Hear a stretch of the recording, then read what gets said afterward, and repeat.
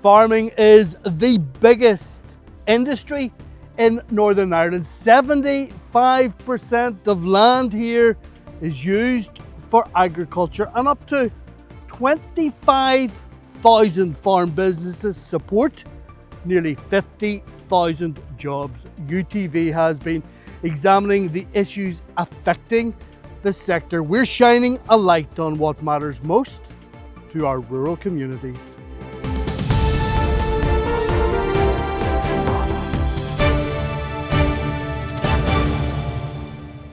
First up, we're taking a look at farm safety. Now, the average age of farmers here is getting older. Many work alone, and there's an increasing use of heavy machinery. That's just some of the factors that make farms the most dangerous workplaces in Northern Ireland. Now, I've been talking to one farmer about an accident that so nearly killed him on his own yard, and he's speaking out so that others will learn lessons from what happened to him. I was born on this farm, and so was my father before that. We've been here nearly 4 generations since I came home from Greenmount in '67. Went into dairying, and it's been that ever since. Farming is in Dennis Minford's DNA.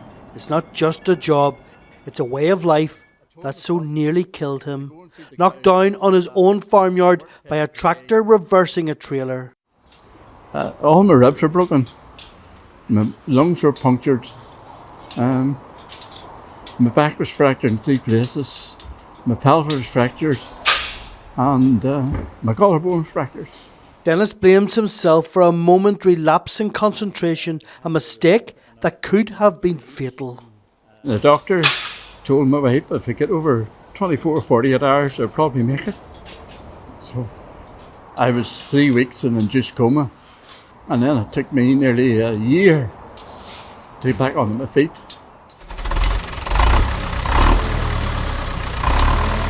Dennis's accident happened in 2001. He recovered from the brink of death and eventually returned to work. But farms remain hazardous places, and others have not been as fortunate. In the last 10 years, 55 people have died in farming accidents. The average age of those killed is 63. It's one of the most dangerous industries in Northern Ireland.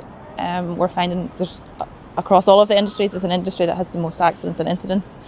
Gemma Mooney is working to make farmyards safer. Part of your job would be to look at machinery like this? Absolutely, yes. She's an inspector for Northern Ireland's Health and Safety Executive.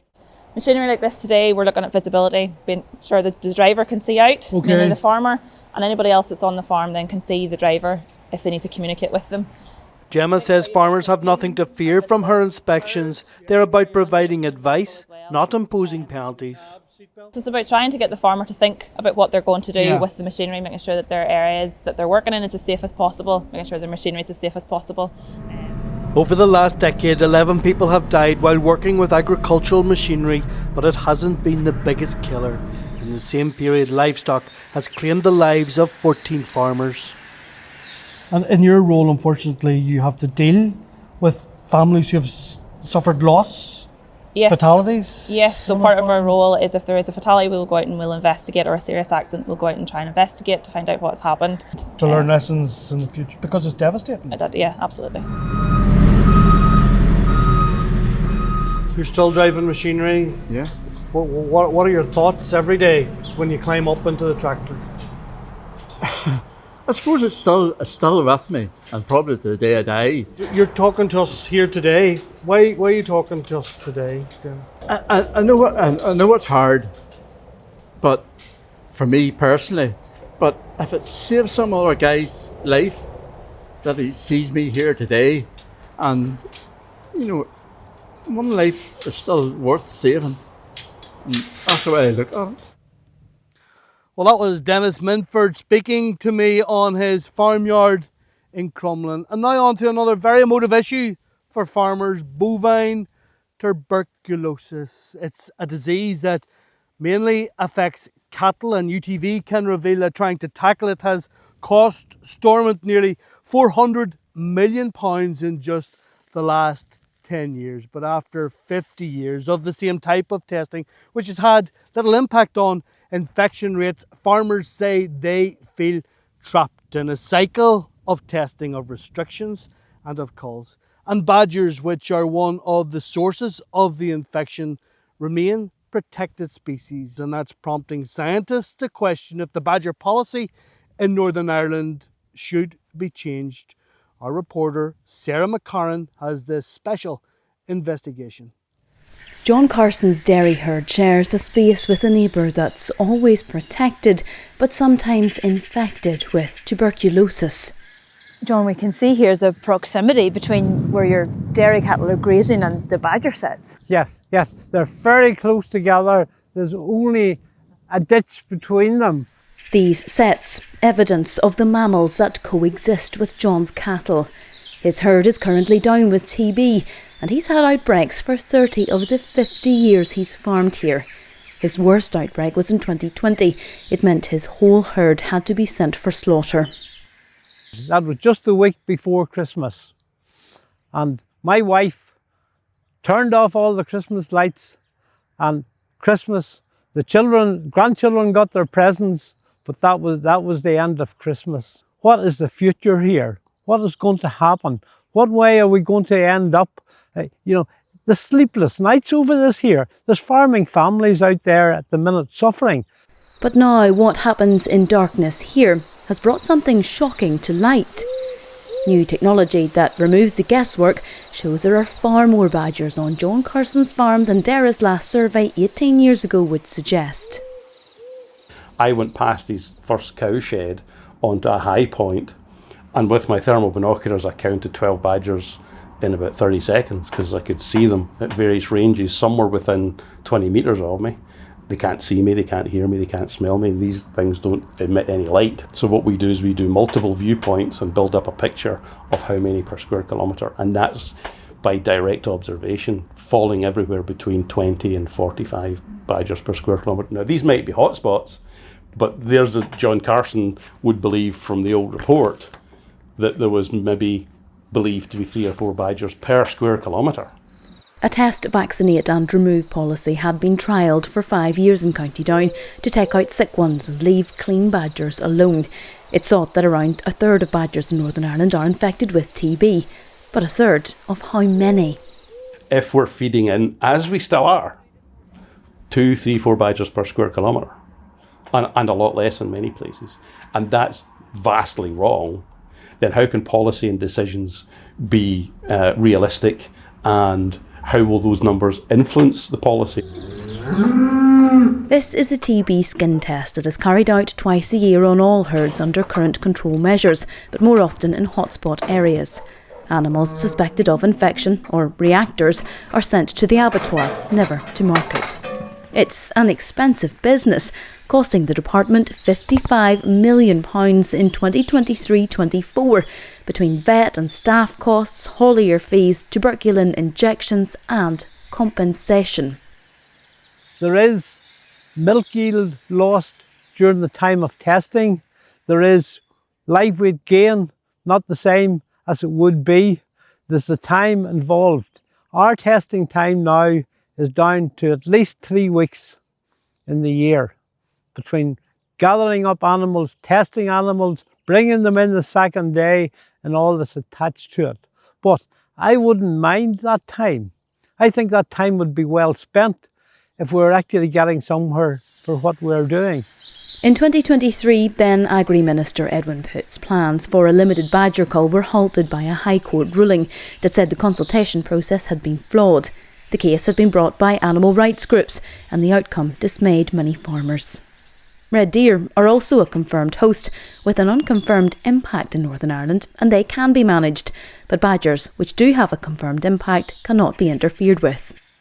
The pain that those badgers are going through, the pain they're going through, if it was any other animal with the same pain, I would be in jail. This complicated and costly problem needs a solution that both works and pleases all parties. A steering group comprising animal rights groups, vets, farmers, auctioneers, abattoirs and government officials is led by the Chief Veterinary Officer. They continue to work together to try and find such an answer. In response, the Department of Agriculture said its steering group on compensation had recommended that additional support measures should be explored. The department acknowledged that estimates on badger numbers could be out of date, but it says that new statistics needed to be independently verified. The department also said that there could be wildlife intervention options taken later this year, but that will need ministerial approval. Now moving on to something that is perhaps not that widely talked about, but mental health is a huge problem in rural communities, and that's often compounded by stigma and social isolation. But there is a unique organisation called Rural Support that is providing help throughout Northern Ireland. And what's different about Rural Support is that their counsellors and their business mentors can go directly to families who feel that they are in trouble. They visit them on their farms and in their homes. And I joined one senior mentor, Giles Dawson, out and about on the road to see for myself this charity in action.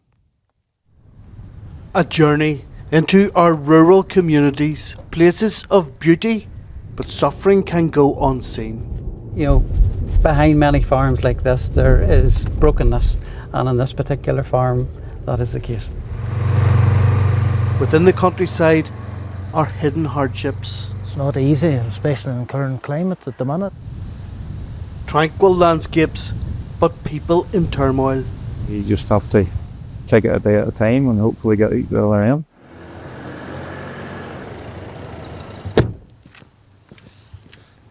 Rural Support bring help directly to families on their farms.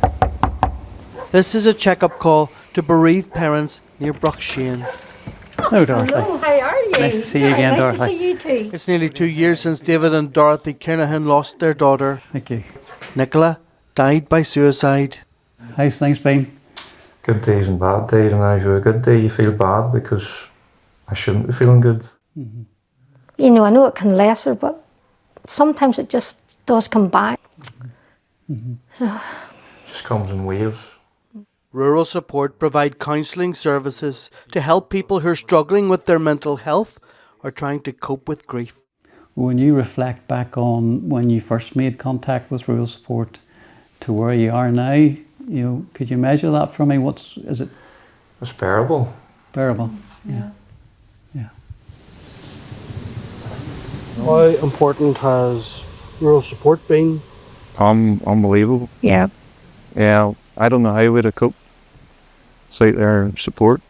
You don't always want to speak to your relations or making them feel, you know, worse by offloading on them. They're struggling too. So having somebody outside of the family to go to was very important.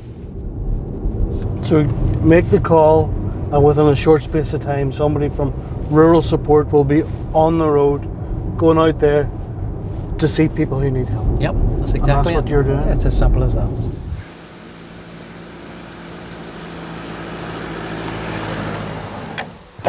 Well, Giles, welcome back to Drumcroon again. Thanks, Mark. How you going? Mark McCollum farms cereal and livestock near Coleraine. How long have you farmed here for? This is the third generation farming here. His family also struggled with bereavement and the traumatic death of his father during the COVID pandemic. My last memories basically of my father was looking through the window at him in a care home. A loss that has also changed how the farm is run. Farmers are unwilling to ask for help. Every time you ask them, oh, I'm fine, I'm okay. But it's okay not to be okay. Come on, boy. Rural Support also provide business mentoring because farming has become increasingly complex and stressful. Well, what's the impact been that you can see from those people that you have helped? Huge. We've taken a weight off their shoulder. We haven't taken the weight off, they've taken the weight off. That's because they have opened up. Life in the country isn't as idyllic as the surroundings. It's at times can be a very lonely existence. But there is a pathway out of problems. That was a long journey. And we're still on it. When someone comes into the farm who takes an interest in what they're doing, it's a great opportunity at times for that person to be able to open up and say, hey, this is how I'm feeling today. You're a listening ear? Yeah, that's what it comes down to, a confidential, trusted listening ear.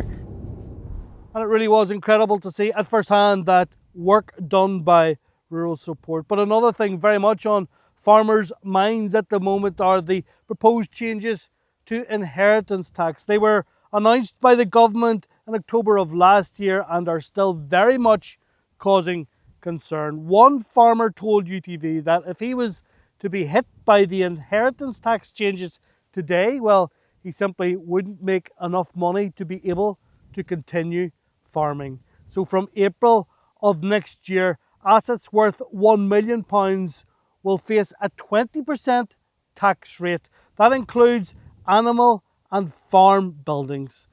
Our Southeast reporter Stuart Robson has been out and about meeting farmers and asking them how they're preparing for the changes.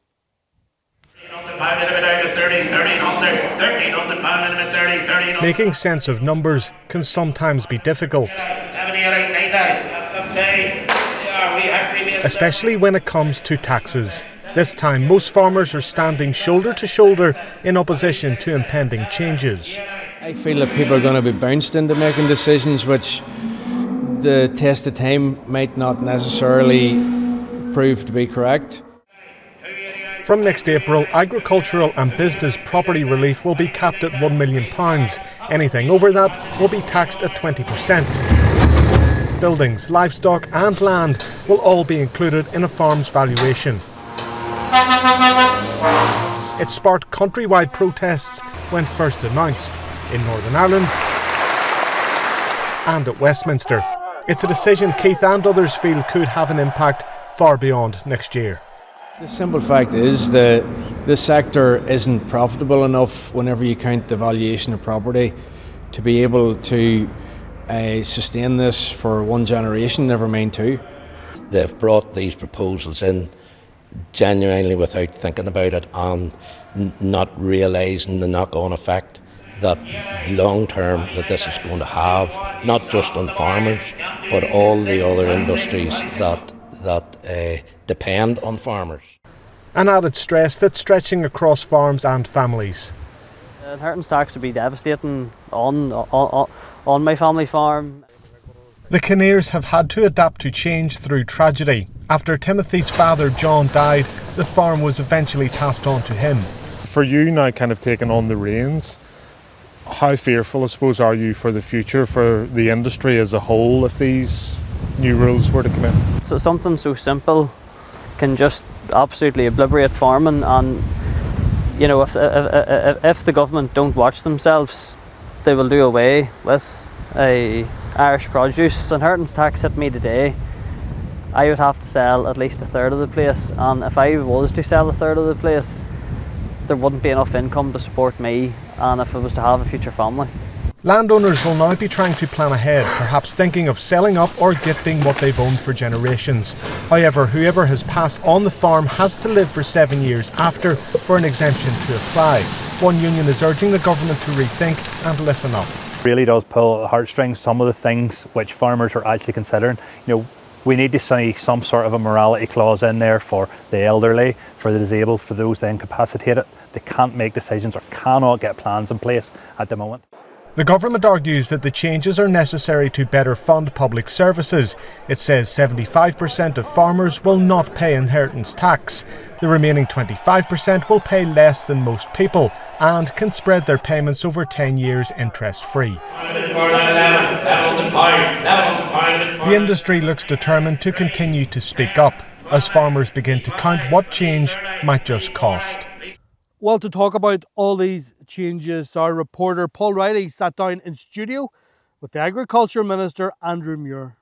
Let's go to inheritance tax first. This is a major issue for families here. It's a UK government policy, but what are you doing to protect farming families? So I've been consistently raising my concerns about this with the UK government.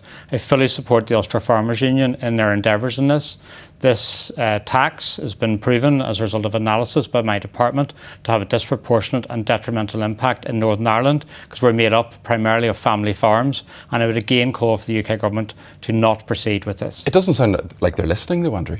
It does feel in some ways, when I've been engaging with them, that talk to the hand, the face ain't listening. I think that is wrong. The UK government have made a number of missteps in recent times. They're not showing that level of understanding the impact of their actions. Look at, for example, in relation to how they're targeting the poor and the disabled. That is wrong. People with disabilities should be supported. Those changes shouldn't go ahead, nor should the issues in relation to inheritance tax. Okay, let's move on to another issue we raised this week, bovine TB. Now, it looks like infection compensation is at an all-time high. We believe that maybe the number of badgers are 10 times what your department estimates. You have the option for a badger cull later this year. What are you going to do? So I'm very conscious of the concerns around TB because it's having a real mental toll upon farmers. For the first time in a long while, my department has been able to get agreement between farmers, the industry and also wildlife groups in terms of a blueprint for the way forward. And I'm committed to doing that in terms of delivering actions. I've put over £2 million to additional actions to drive down the levels of infection. Over the summer, we're going to consult on options around wildlife intervention, and also we're looking at further measures to improve biosecurity on the farm. The situation is not sustainable. We must turn the curve. Well, if we look at the figures, 55 million was paid out in 23-24. You're talking about a £2 million programme. That's not touching the sides. So as Minister, when I came into office, the Secretary of State had proposed to cut compensation to farmers. I've kept that. I've kept that at 100%. And that's what primarily those costs are that we're spending around TB. But we must drive this down. We need to invest in initiatives to reduce the infection, but we've got to do this together. This is something that I inherited, and I'm determined to work with people to reduce the level of infection. It's not acceptable. Okay, one more issue before you go. Rural support. We talked about the mental health of farmers this week as well. What are you doing to support that organisation? So my department assists rural support in the good work that they do, and in conjunction with the Health Minister we'll be engaging with them to see how much more we can do across government, because we need to support farmers and our rural community more broadly in terms of mental health. It's an important issue. I meet many farmers out and about, and they very value the work of rural support, and I want to support them going forward. That was the Agriculture Minister, Andrew Muir, speaking to Paul Riley. Well, with all the pressures facing farming, doing things differently to stay viable and sustainable is essential. For our final story in this series, we take a look at the futurisation of feeding, of high-tech tracking and diversification. Sarah McCarran has paid a visit to 2 farms in North Antrim who are looking to the future. This is the newest employee on a high-tech dairy farm near Clough-Mills. And this robot is the first of its kind on this island. Traditionally we're just tractors, diet mixers, doing the feeding now. It's an autonomous system where we just preload bunkers with forage. The machine itself collects the forage, mixes up the meals, distributes to the cows continuously, so it's working 24 hours a day. It's labour saving, it's saving us probably around 3 hours labour a day. It's also more sustainable because it's rechargeable batteries, and we have a lot of PV in the yard, solar panels as well, so we're replacing diesel powered tractors with green energy feeding cows. That's the heifers that are coming from Dimians. 3 generations of Casey's farm together here at Carnhill Holstein. They're pushing the boundaries of efficiency through the latest technologies with robotic milkers and special monitoring systems. So just as I am wearing my fitness tracker, Connor, your cattle sport activity monitors. What do they tell you? These monitors are from a Dutch company. There's a lot of companies doing them now, so they're basically just like your watch. They're tracking the cow's activity, their eating, their rumination. It's going all the time, tracking their every move, real time, all the time, connected to the cloud. These are investments which are paying off. Margins are tight, margins go up, go down, but the main thing is trying to stay as efficient as possible. So that's efficiency with feed, efficiency with labour, efficiency with costs. That's, and like labour's a big problem right throughout Northern Ireland farms, so we're trying to be as labour efficient as possible. 18-year-old Charlie has been learning about how far farming has come from his granda and colleague Cathal.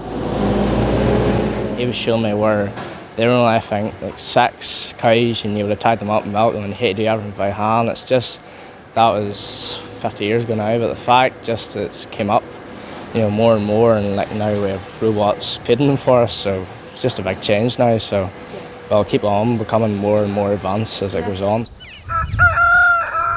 Less than 20 miles away in Ballycastle, you'll find Brockgammon Farm. In 50 acres, they farm pigs, which prepare the ground for their vegetables, which are for sale in the shop and cafe, along with their own eggs and their veal butchered on site. But it all started with goats. We have maybe 3 or 4 commercial dairy farms in Northern Ireland, but all of the males that were born onto those dairy farms were euthanised at birth. There was no marketplace for them, or no perceived marketplace. So we basically said, look, at a time when we're questioning global food security, we can't be throwing away this, protein at the end of the day. So we started rearing them and selling them. And everyone understood that story, and the product was selling really well. Variety isn't just a spice of life here, it has been the key to being a resilient and sustainable business. This year has been an incredibly hot period, and then all of our berries are ready earlier than they would be in another year.